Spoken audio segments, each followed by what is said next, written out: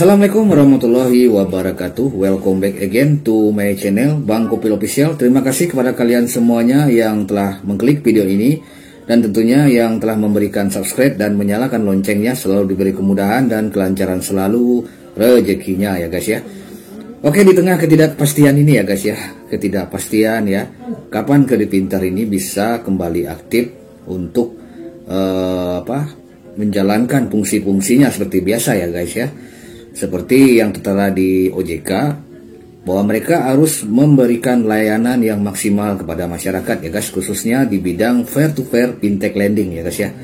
Nah jadi di kesempatan kali ini ya, tadi saya coba untuk menghubungi OJK ya, melalui email dan melalui telepon langsung ya ke OJK, tapi ternyata tidak bisa dihubungi ya, mungkin karena ini mungkin libur ya, di hari libur. Mungkin nanti saya akan ke depan, saya akan update terus ya mengenai perkembangan dari fintech ya, yang dimana udah terdaftar di OJK tentunya, Kredit Pintar. Ke depan saya akan terus memberikan update-nya agar untuk biar teman-teman semuanya ya lebih paham dan lebih tahu mengenai informasi selengkapnya mengenai Kredit Pintar ya. Di sini saya akan mencoba ya untuk memberikan informasi kepada kalian semuanya ya mengenai perkembangan terbaru ya mengenai pemeliharaan sistem ini ya guys ya. Kita tahu sendiri Kredit Pintar telah mengalami dibilang sistemnya gagal ya untuk melayani pinjaman kepada kita semua ya, pada masyarakat semuanya tentunya ya, karena dia kan bergerak di bidang fintech fair ya. Jadi di sini saya memberikan informasi kepada teman-teman yang mungkin saja ya yang belum memahaminya gitu ya. Sebenarnya OJK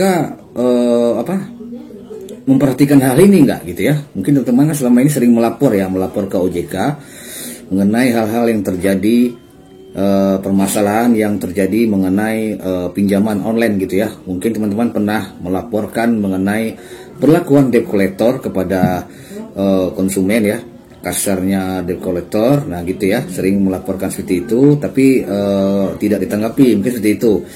Ada juga mungkin teman-teman juga bertanya-tanya ya, semua sebenarnya OJK memperhatikan nggak mengenai hal yang terjadi pada Kredit Pintar ini gitu, memperhatikan nggak gitu ya. Nah ini saya akan coba untuk memberikan ulasannya kepada teman-teman semuanya ya, yang mampir di channel Bang Kopil Official ini ataupun juga subscriber setia gitu ya.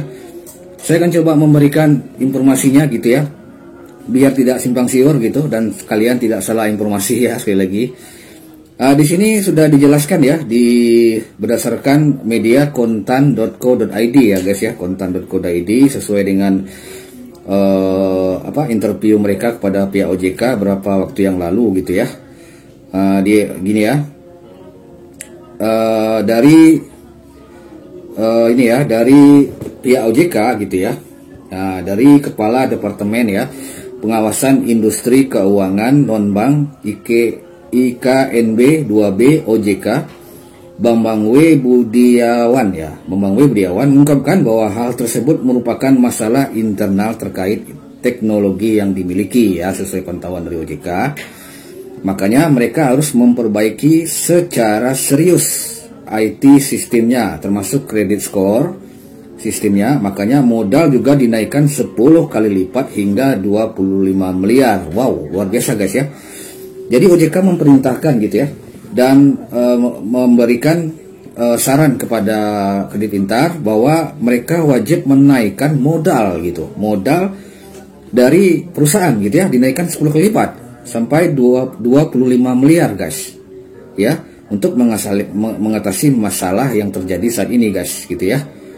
Nah gitu. Jadi Bambang juga menjelaskan ya, Pak Bambang ini menjelaskan juga bahwa selain pengawasan ya, jadi OJK sekarang tengah melakukan pengawasan. OJK pun juga memberi batas waktu untuk penyelesaian masalah ini guys, pemeliharaan sistem ini gitu ya.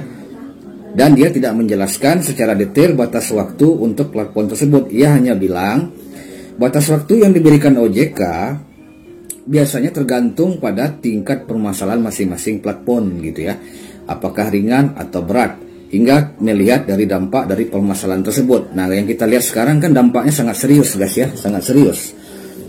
kita sudah lama menunggu-nunggu kapan sebenarnya pinjaman online kredit pintar ini bisa membuka keran pinjamannya gitu ya.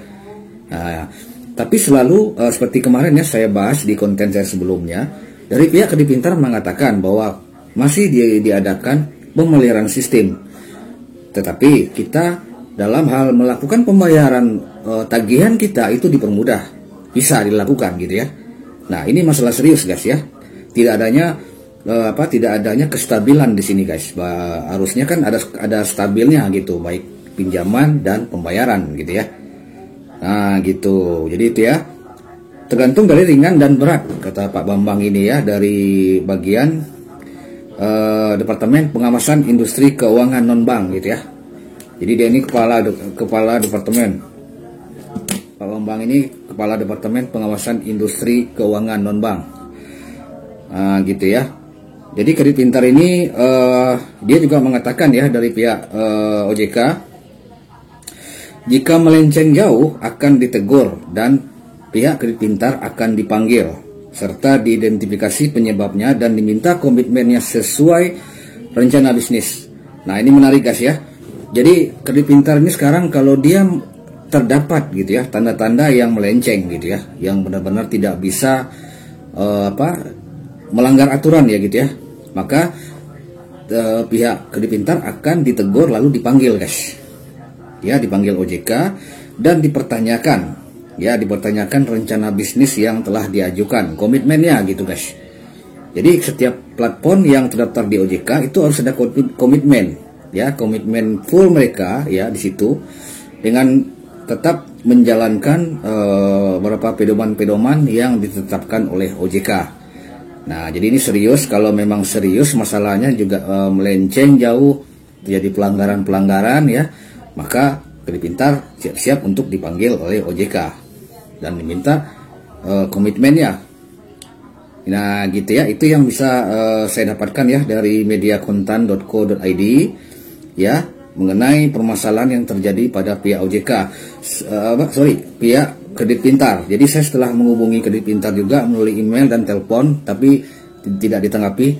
Mungkin ke depan saya akan coba menghubungi ya pihak OJK tentang masalah ini, bagaimana ke depannya gitu ya. Jadi teman-teman tetap stay di channel Bang Kopil Official ini, nyalakan loncengnya, subscribe dan nyalakan loncengnya agar bisa mendapatkan update-update terbaru mengenai digital finansial ya guys ya, khususnya mengenai permasalahan dari kredit pintar ini. Ya, mungkin saja teman yang bisa saya sampaikan kepada kalian semuanya yang menantikan kapan kredit pintar bisa aktif kembali layanannya, dan saya sendiri juga telah mencoba untuk menghubungi pihak OJK dan juga telah menghubungi kredit pintar, tapi jawaban mereka tetap begitu ya, masih terjadi pemeliharaan sistem ya. Yang kita harapkan semuanya di tengah ketidakpastian ini mereka bisa beroperasi kembali. Dan bagi teman-teman yang mungkin kredit skornya bagus di kredit pintar, bisa mengajukan pinjamannya kembali. Itu harap kita semua ya. Akhirnya saya ucapkan assalamualaikum warahmatullahi wabarakatuh. Markisan, sukses buat kita semua.